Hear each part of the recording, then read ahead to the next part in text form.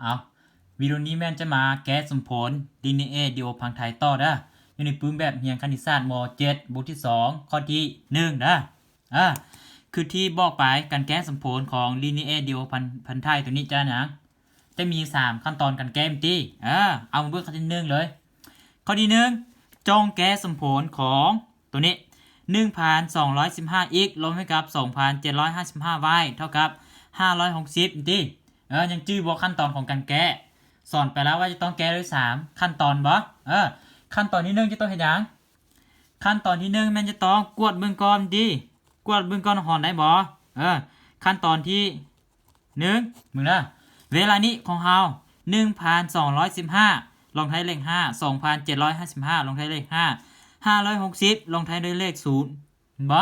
พวกที่ลงท้ายเลข5กับลงท้ายด้วยเลข0แน่นอนมันต้องหารค่าให้กับเลข5เวลาหอนให้กับเลข5คือหาร5ให้ทั้ง2ฝั่ง 1,215 x หารให้กับ5ลบ 2,755 y หารให้กับ5ลบให้กับเท่ากับ560หารให้กับ5มิตินี่หารออกมาตัวนี้จะออกอยู่243 x ตัวนี้ออกมาจะออกอยู่551 y เท่ากับตัวนี้หารออกมาจะออกอยู่112หลังจากหารออกมาแล้วเป็นอย่างจะเราจึงหารออกมาหารออกมาเพื่อให้ตัวเลขของมันน้อยเวลาเราไปซ่อหา GCD ไปแก้มันจะง่ายให้เราขึ้นเชื่อไว้เวลานี้หลังจากเราหารแล้วขั้นตอน2ขั้นตอน2อย่างไปอย่างไปซ่อหา GCD มันติไปซ่อหา GCD ซ่อ GCD เพื่อจะมากวดเบิ่งว่าสมผลตัวนี้มีใจผลหรือบ่มีใจผลวะเวลานี้ GCD ของเอาตัวใดไปซ่อหา GCD ของ2ตัวสัมประสิทธิ์ที่ทางหน้าของ x และ y เวลานี้ของสัมประสิทธิ์ของ x แมน2 4 3เขียนของ y แมนลบ5 5 1ติคือที่บอกไปถ้ามีลบกับมีบวกลบนี่เขาบอกเกี่ยวติเพราะว่า GCD ของลบและของบวกมาออกคือกันเวลานี้คือที่สอนไปการซ่อหา GCD แม่นเอาตัวเลขง่ายวันนี้2ที่ตัวไหนใหญ่กว่าแน่นอน551ในกลุ่มที่เท่ากับตัวน้อยคือ2 4 3คูณให้กับตัวเลขได้1บวกให้กับตัวเลขได้1บ่แล้วไปซ่อหาตัวคูณแล้วกับตัวมาบวกตัวคูณไม่ซ่อได้จะสายได้จ้างกันเอาตัวง่ายคือ551หารให้กับตัวน้อยคือ2 4 3จะได้อยู่2 2 3 6 2 18 2 4 2 4ลบออกจะออกอยู่60 65มันดิผลหาร2ตัวเศษได้65เอาผลหารมาคูณเอาตัวเศษมาบวกอันนี้เป็นสมผลที่1อันนี้ตัวเศษยังบ่เท่า0แกะลงมาอีกติเอาอย่างตัวหารเขียนไว้ตำแหน่งของตัวตั้งหารคือ2 4 3เท่ากับตัวเศษเขียนไว้ตำแหน่งของตัวหารคือ65คูณนะครับซ่อตัวคูณมาบวกกับตัวเศษดิเวลาไปหารเอาเองเวลาเอา2 4 3หารให้กับ65จะได้ผลหารออกอยู่3ตัวเศษออกอยู่48สมมติที่2หารแบบเดียวกันกับตัวที่1นี้ต่อมาก็แก้คืนอีก65บ่เท่ากับ48ดิคูณบวกวิธีการสอน GCD นี่สอนให้แล้วบ่ถ้าผ่านยังบ่เข้าใจวิธีสอนแม่นไปเบิ่งคืนวิดีโอเก่าเวลาไปสอนหาตัวคูณและตัวบวกตัวคูณเอา65หารให้กับ48จะได้ผลหารของออกอยู่1ตัวเศษของออกอยู่17สมมุติที่3ต่อมา48เอาลงมาเท่ากับ17เอาลงมาคูณตัวเลข1บวกตัวเลข1หารออกมาจะได้ตัวนี้ผลหารของมันจะออกอยู่2ตัวเศษของจะออกอยู่10 สมมุติที่4ต่อมาตัวเศษยังบ่เท่า0อีกแกะจนกว่าตัวเศษเท่า0เห็นบ่17เอาลงมา14เอาลงมาคูณให้กับอันนี้ผลเอา17หาร14จะได้ผลหาร1ตัวเศษออกอยู่3สมมุติที่5ตัวเศษยังบ่เท่า0แกะลงอีก14เอาลงมาเท่ากับตัวเศษเอาลงมาคูณให้กับตัวนี้จะคูณให้กับหยังคูณให้กับ4มันติบวกกับ2สมมุติที่6ตัวเศษยังบ่เท่า0อีกเอาลงมาอีก3เอาลงมา 2เอาลงมาคูณให้กับ1บวกเติม1บ่ส่วนที่7ตัวเศษบวกเท่า0ลงมาอีก2เอาลงมา1เอาลงมาคูณ2บวก0เวลานี้ตัวเศษของเราเท่ากับ0แล้วแม่นบ่เมื่อเวลานี้ตัวเศษเท่า0แล้วเราก็ได้หยัง GCD ของ243และลบ551เท่าหยังตัวเศษที่อยู่ก่อน0จะแม่นผลจะแม่น GCD ที่เราต้องการบ่แม่น1แสดงไว้เลย GCD ของแม่น1นี่หารคาด1 1 2บ่แน่นอน1นี่จะหารคาดให้ตัวทุกโตติ1นี่หารคาดตัวทุกโตหรือว่าทุกๆโตนี่จะหารคาดให้กับ1ฟังดีๆเด้อคำศัพท์ที่เขาจะหารคาดแล้วก็หารคาดให้เด้อบางทีอาจจะเว้าหลงเด้อเวลานี้หลังจากเรารู้ว่า GCD หารคาด1 1 2แล้วแสดงว่าสมผลเขามีใจผลแน่นอนมิกจึงไปสอบหาใจผลด้วยวิธีหยังขั้นตอนที่3ด้วยวิธีปีนคืนดีปีนคืนคือที่บอกไปแล้วว่าเวลาปีนคืนแม้นสมผลที่มีตัวเศษเท่ากับ0นี้เราจะบอกเกี่ยวเราจะเริ่มจากสมผลก้อนสมผลที่มีตัวเศษเท่า0นี้1สมผลทางเทิงคือเริ่มจากสมผลที่7นี้มาขึ้นไปเบื้องเทิงบ่เขาจะมาปีนคืนเวลานี้ปีนคืนคือถอนเอาตัวเศษจากสมผลที่7นี้ตัวเศษแม่นเลข1ถอนเอาตัวเศษเท่าหยัง1นี้เท่ากับหยังเท่ากับ3ลบให้กับ2คูณ1บ่ถอนจากสมผลที่7ต่อไปถอนจากสมผลที่6มึงติสมผลที่6ถอนได้ตัวเศษเท่าหยังสมผลที่6ถอนตัวเศษเราแม่น2ดิ2เท่ากับหยัง14ลบ3คูณ4มันดิบ่อนใดมี2เอาตอนที่เราถอนมาแทนเท่า3ลบ2มั้งเหรอ1นี่เราเขียนไว้ทางหน้าคูณนะครับ2นี้แม่น14ลบ3คูณ4ตัวนี้แล้วเอามา3ลบ1คูณ4เป็น1ลบ1คูณ14เป็น14ลบ1คูณ5ลบ3คูณ4เป็นบวก3คูณ4มันดิ3คูณ4หรือ4คูณ3แม่นตัวเดียวกันบ่เวลานี้1เลข3นี้บ่มีหยังทางหน้าแสดงว่า1คูณ3 1เทื่อของ3กับ4เทื่อของ3เป็น5เทื่อของ3ลบ1คูณ10 4ต่อไปเวลานี้เฮาแก้สมผล7สมผล6แล้วต่อไปสมผลที่5มันดิสมผลที่5ถอนเอาตัวเศษแม่น3ตัวเศษ3ถอนได้ตัวเศษ3เท่าหยัง17ลบ10 4บ่วันนี้เท่ากับ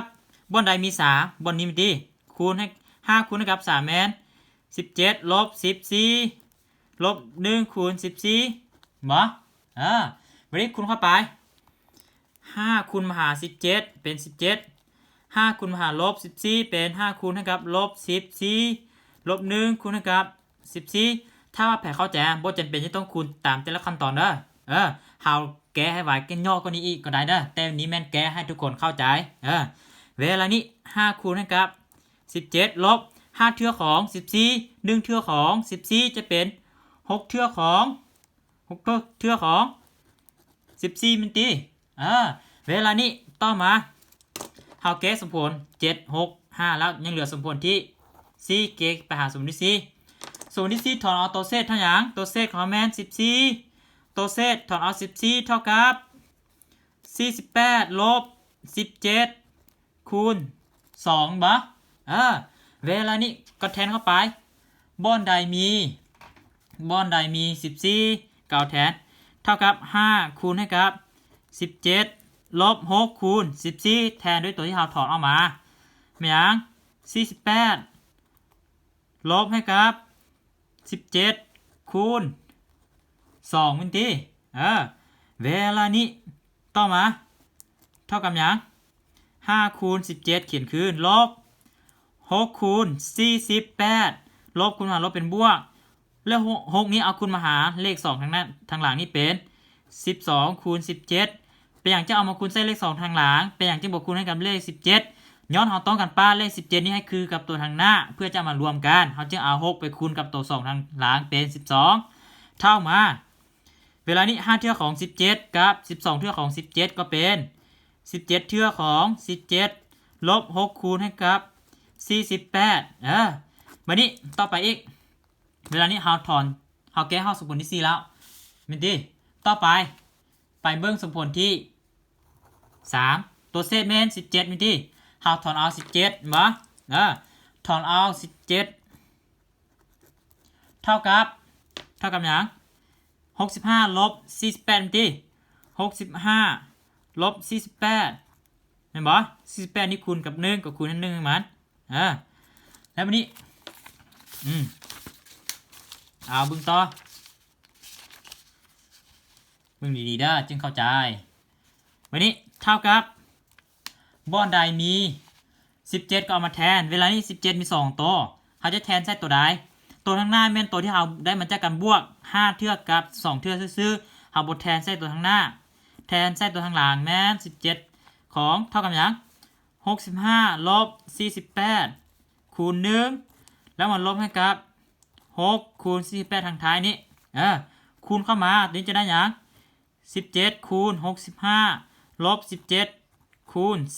48ลบ6คูณ48ดิเท่ากับหยัง17คูณ65เขียนไว้ลบ17เทื่อของ48กับ6เทื่อของ48จะออกอยู่23เทื่อของ48บ่ต่อไปเวลานี้เบิ่งดีเด้อเวลานี้เราแก้ฮอดสมผลที่3แล้วต่อไปสมผลที่2สมผลที่2ตัวเศษของเราแม่นหยังตัวเศษของเราแม่น48บ่ถอนเอา48เท่ากับถอนได้48เท่ากับหยัง243ลบให้กับ65คูณ3เด้อวันนี้เราก็แทนคืนใส่อีกบ่อนใดมี48แทนให้กับตัวที่เราถอนออกมาเอาแทนเข้าไป17คูณ65เขียนขึ้นลบ23คูณ48แมน243ลบ65คูณ3คูณเข้าไป17คูณ65เขียนไว้ก่อนลบ23คูณมาหารนี่เป็น23คูณ243ลบ23คูณมาหารนี่เป็นบวก23นี่ต้องคูณไปหารเลข3ทางท้ายเป็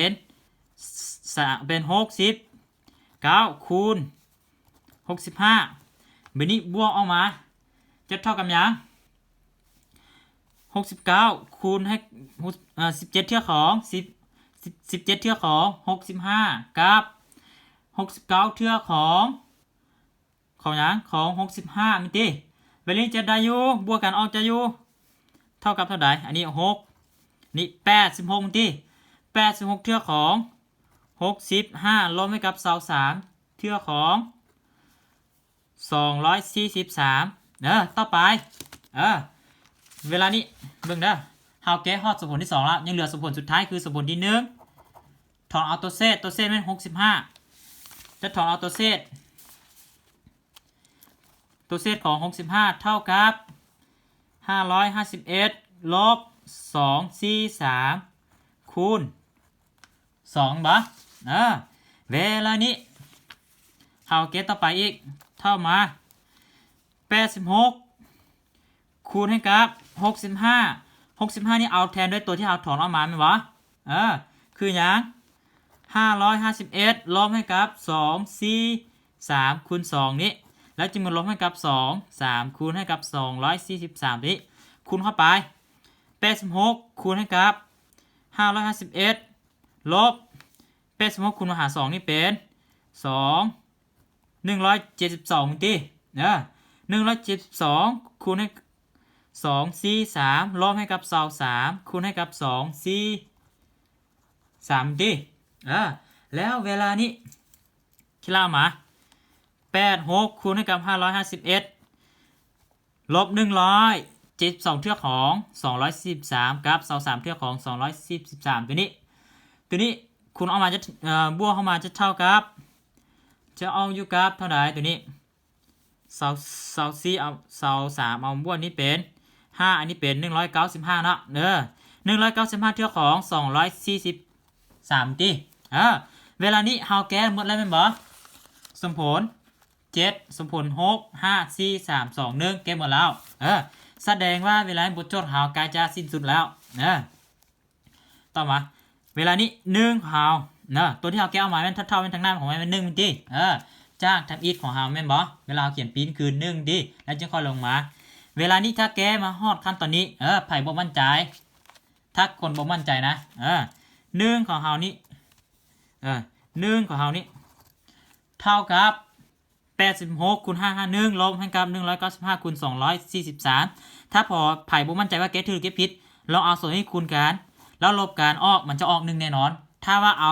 ตัวทางหน้าคูณกันมาลบให้กับตัวทางหลังนี่นะแล้วบ่ออก1แสดงว่าเฮาแก้ผิดอยู่ขั้นตอนใดขั้นตอน1เด้อข้อนี้แน่นอนมันต้องออกเด้อถ้าบ่เชื่อก็ลองแก้คืนเบิ่งและเวลานี้ส่งผลของเฮาแม่นหยังส่งผลของเฮาแม่น2 4 3ส่งผลเดิมของเฮาเด้อลบให้กับ551 y เท่ากับ112เวลานี้เฮาต้องเฮ็ดให้ของเฮามี112เวลาของมีตัวเลข1เฮาต้องคูณ112นี่เข้าไปให้ทั้ง2ฝั่งเพื่อให้มันมี112นี่จะเอา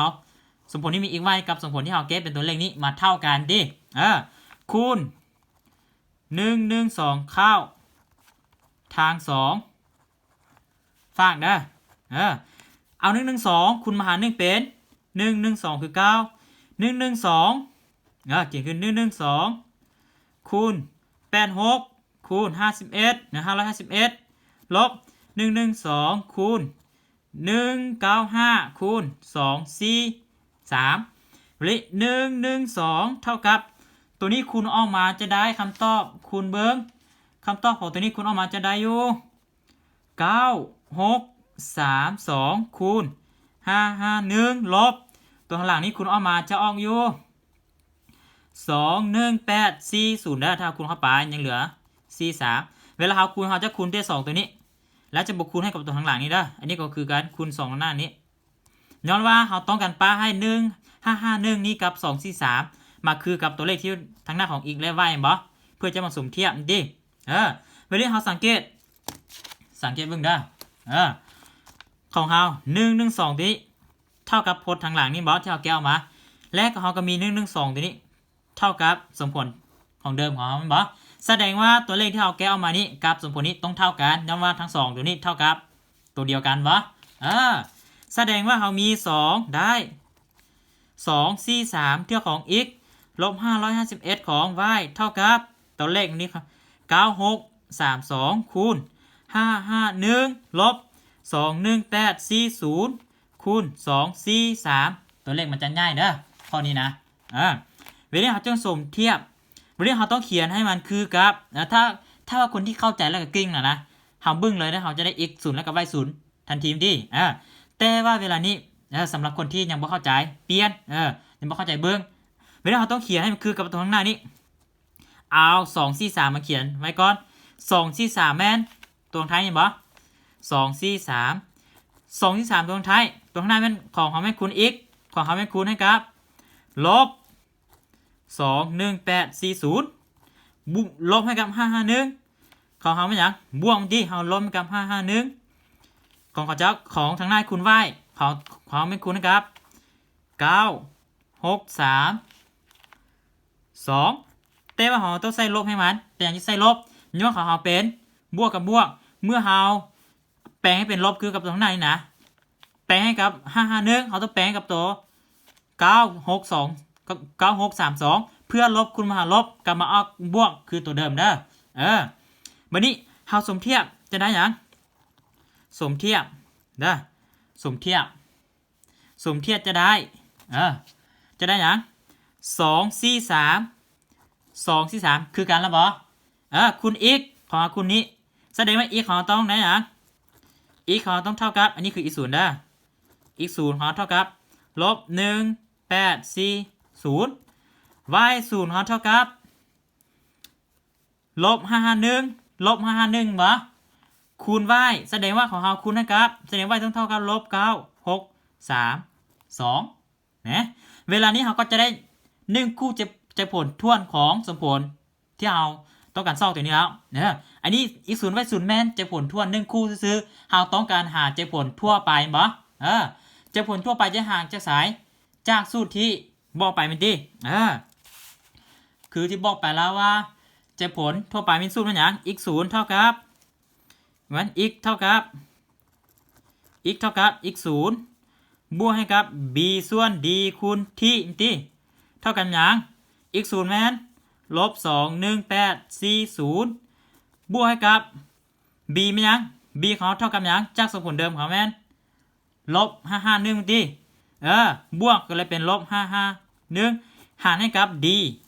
อันนี้มันดีเด้อ d ก็คืออย่างอุปคูณร่วมของ2ตัวนี้ GCD เมื่อกี้เราสอบได้เท่ากับ1คูณกับที่แสดงว่า x ของเราเท่ากับลบ1840ลบ551ที่อันนี้คือ1เจ็บผลของมันคือ x ต่อไป y มีสูตรแม่น x y 0ลบ a ส่วน d คูณที่เท่ากับ y 0 2ได้อยู่ลบ9632ลบ a ฮอตเท่ากับเท่าใด3มินติและเวลานี้เขาก็แก้ออกมาส่วนให้กับ d เท่าอย่าง d เท่า1แก้ออกมาเท่ากับลบ9632ลบ243ที่แสดงว่าตอบใจผลทั่วไปของสมผลแมน x เท่ากับลบ1840ลบ551ที่และ y เท่ากับ9632ลบ243อันนี้คือใจผลทวนของมันถ้าเราบ่มั่นใจว่าถูกหรือผิดเราลองให้ค่าของที่ตัวนี้เท่ากับตัวเลขเดนึงแล้วเอามาแทนซ้ายตัวนี้จะได้ x และกับ y แล้วจึงเอาค่าของ x y นี้ไปแทนซ้ายสมผลเดิมของเราคืออย่างแทนซ้ายสมผลของเราดิตัวนี้บ่243 x ลบ551 y เท่ากับ112แล้วคิดไล่เบื้องซ้ายกับเบื้องขวาจะเท่ากันหรือต่างกันถ้าเท่ากันแสดงว่าถูกถ้าต่างกันแสดงว่าผิดข้อนี้แน่นอนว่าต้องถูกแน่นอนแล้วถ้าไผ่โบเสื้อก็ลองไปแทนเบื้องอันนี้คือการแก้ข้อนี้ตัวเลขของจะยาวแก้มันจะค่อนข้างยาวนิดนึงที่เห็นบ่ยาวว่าเกือบ2นาทีเบื้องแล้วถ้าไผ่ยังบ่เข้าใจมีคำถามก็คอมเมนต์ใต้วิดีโอนี้จะมาตอบให้ขอบใจ